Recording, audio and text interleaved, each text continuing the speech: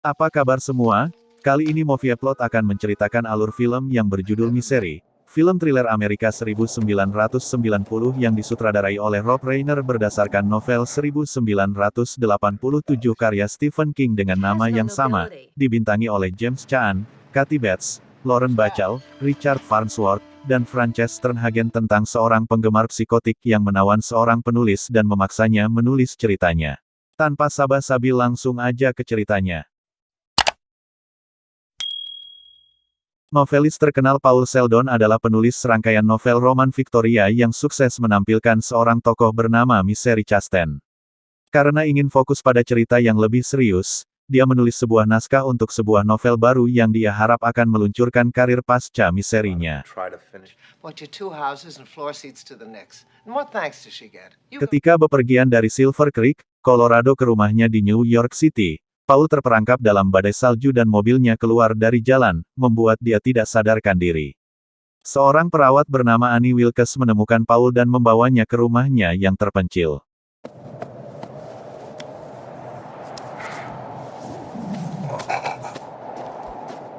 Lalu Paul mendapatkan kembali kesadarannya dan menemukan dirinya terbaring di tempat tidur dengan kaki patah dan bahu yang terkilir. Annie mengklaim dirinya sebagai penggemar nomor 1, dan berbicara banyak tentang dia dan novel-novelnya. Karena bersyukur, Paul membiarkan Annie membaca naskah barunya.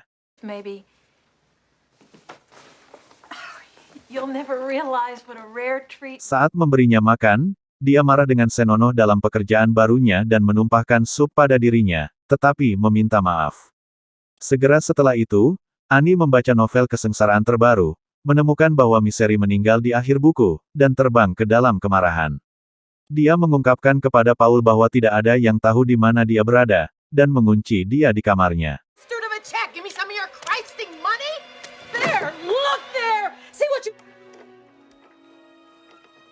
Keesokan paginya, Annie memaksa Paul untuk membakar naskah barunya. Ketika dia cukup sehat untuk bangun dari tempat tidur, dia bersikeras dia menulis sebuah novel baru berjudul Misery Written, di mana dia menghidupkan kembali karakter.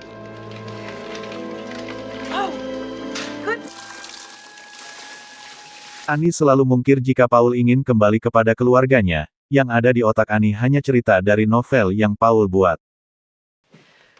Well, mine's still out, but the ones in town were working just fine. I called a friend.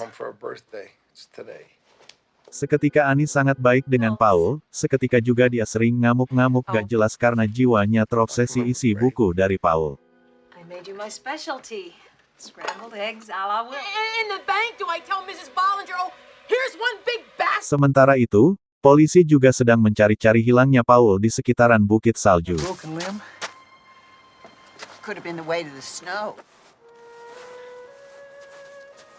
Paul juga terkejut saat Annie bersama babi masuk ke kamar pasalnya. Jarang sekali seorang wanita menjadikan babi sebagai hewan peliharaan. Beast in the whole world.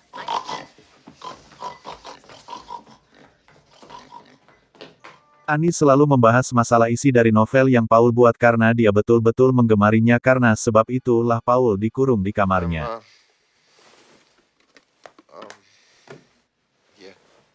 No problem. Saat malam hari Annie lagi-lagi marah-marah tentang isi novel Paul. Paul yang lagi enak-enak tidur dikejutkan dengan psikotiknya.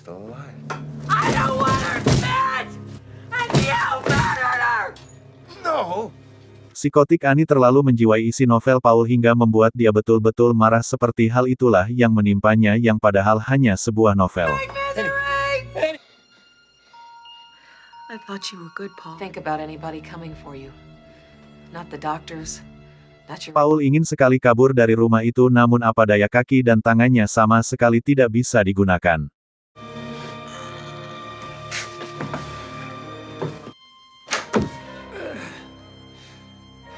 Paulus menurut, percaya Annie mungkin membunuhnya.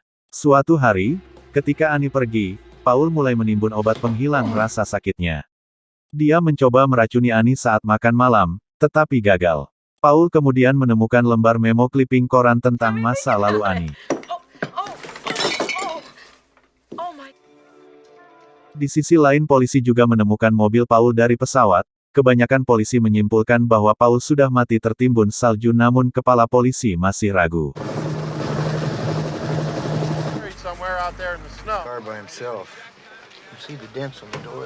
Dia menemukan bahwa dia diadili karena kematian beberapa bayi, tetapi persidangan gagal karena kurangnya bukti. Annie mengutip kalimat-kalimat dari novel-novel misterinya selama persidangannya.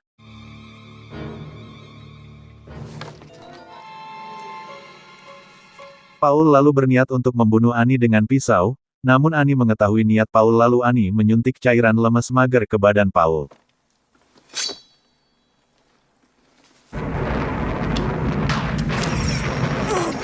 Annie kemudian meminum obat Paul dan mengikatnya ke tempat tidur. Ketika dia bangun, dia mengatakan kepadanya bahwa dia tahu dia telah keluar dari kamarnya dan mematahkan pergelangan kakinya dengan palu untuk mencegah dia melarikan diri lagi.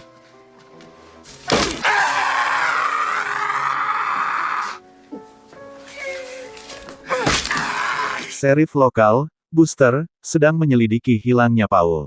Ketika seorang penjaga toko memberitahu Sheriff, dia telah menjual kertas mengetik dalam jumlah besar kepada Annie, Buster membayar kunjungan Annie.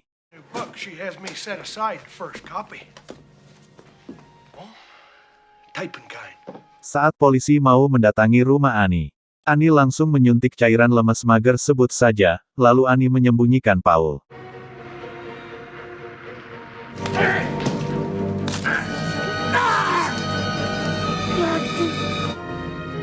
Ketika dia menemukan Paul dibius di ruang bawah tanah, Annie menembak Buster dengan senapan, membunuhnya. Dia mengatakan pada Paul bahwa mereka harus mati bersama. Dia setuju, dengan syarat bahwa dia harus menyelesaikan novel itu untuk memberikan kesengsaraan kembali ke dunia. Dia menyembunyikan sekaleng cairan ringan di sakunya. But don't worry, Paul. I've prepared. Ketika manuskrip selesai, Paulus meminta satu batang rokok dan segelas sampanya, seperti ritusnya yang biasa ketika menyelesaikan sebuah buku, yang menurut Annie.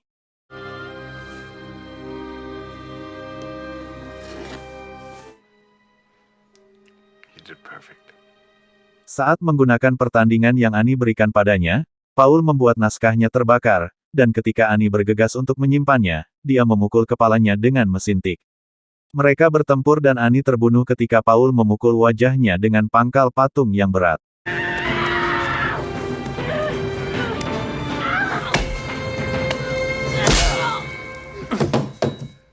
18 bulan kemudian, Paul, sekarang berjalan dengan tongkat, bertemu agennya, Marcia, di sebuah restoran di New York City.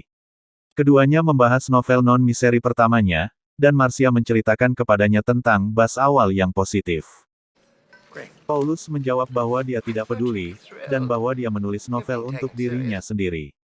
Marcia bertanya apakah dia akan mempertimbangkan buku non-fiksi tentang penahanannya, tetapi Paulus menolak. Melihat seorang pelayan, dia membayangkan dirinya sebagai Annie.